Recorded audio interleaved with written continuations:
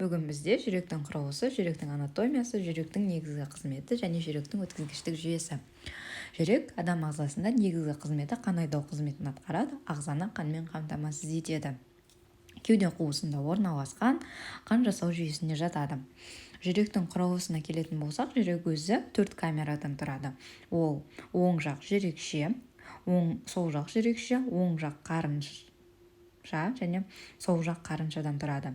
Жүрекше мен жүрекшенің арасында, яғни оң жақ және сол жақ жүрекшенің арасында жүрекше аралық перде бар, ал екі қарыншаның арасында оң және сол жақта қарынша аралық перде бар.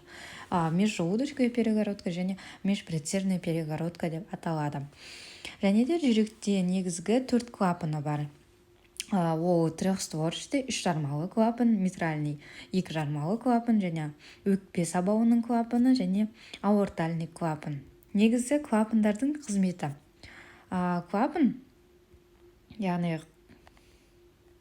қан, мынау жоғарғы қуысты венадан оң жақ жүрекшеге келеді. Оң жақ жүрекшеден кейін қан 3 жармалы клапаннан өтіп, оң жақ қарыншаға барады. Оң жақ қарыншаға түскен қан қайтадан оң жақ жүрекшеге қайтпайды. Өйткені былай тұрған клапан қан келген кезде былайынан ашылады.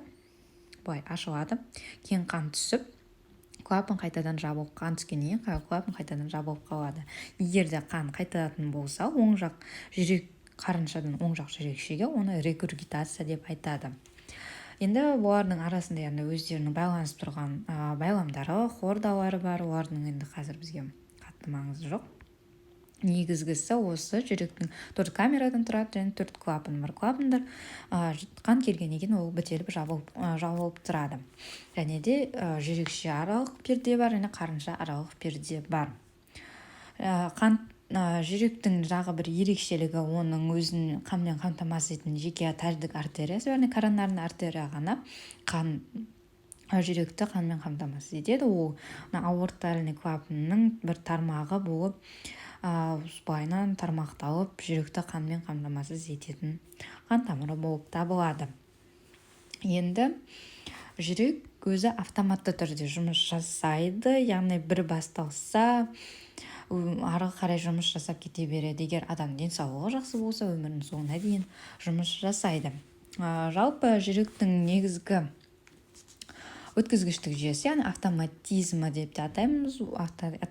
Ол синартральды түйіннен басталады. Синартральды түйін оң жақ қарынша жүрекшенің жоғарғы синусында орналасқан, яғни жоғарғы қуысты веналардың төменгі бөлімінде мына жерде орналасқан. Синартральды түйінде пейсмейкер жасушалар арқылы иннервацияны береді, яғни импульс. Жүректің жұмысының басталуы осы жерден, жері босаңсуы осы жерде басталады.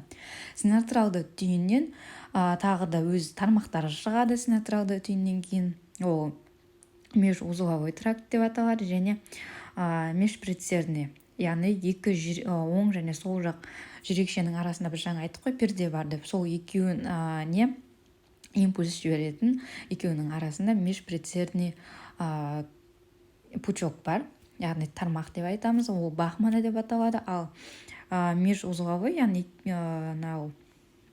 жердегісі үшеуі бахмана, винкебахия, тарелия деп аталады.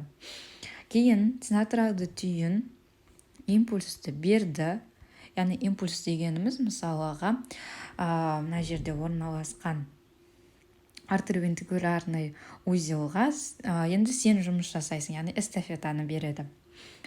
Синартральды түйіннен кейін импульс артериовентрикулярлы түйінге, узелға барады. Артериовентрикулярды түйіннен кейін одан кейін импульс пучок кисаға, мына жердегі пучок киса өзі екіге бөлінеді.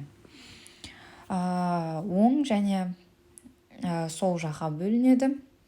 Оң жақта мынау бір ғана несі болса, ал сол жақта екіге бөлінеді, яғни артқы бетіне және алдыңғы аяқтарына бөлініп кетеді пучок кисаның. Сол жақта, яғни сол жақ қарынша аортаға қанды жібергендіктен ода импульсті көп қажет етеді, яғни көп энергияны қажет етеді. Сол себепте де оған көптеген тармақтар жіберіледі.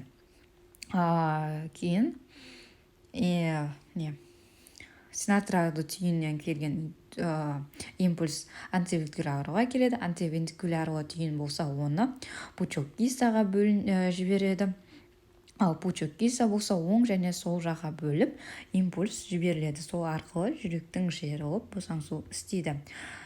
Жаңағы антивентикуларлы түйіннің орналасуына келетін болса, ол оң жақ қарыншаның, яғни межпредсердный перегородкада орналасқан. Ал пучок киса болса, межжелудочный перегородканы қарынша аралық пердеде орналасқан болып табылады. Жалпы жүректің қысқаша құрылысы осы. Енді келесі тақырыпты осыны түсінгеннен кейін келесі тақырыптарды түсіну оңайлырақ болады.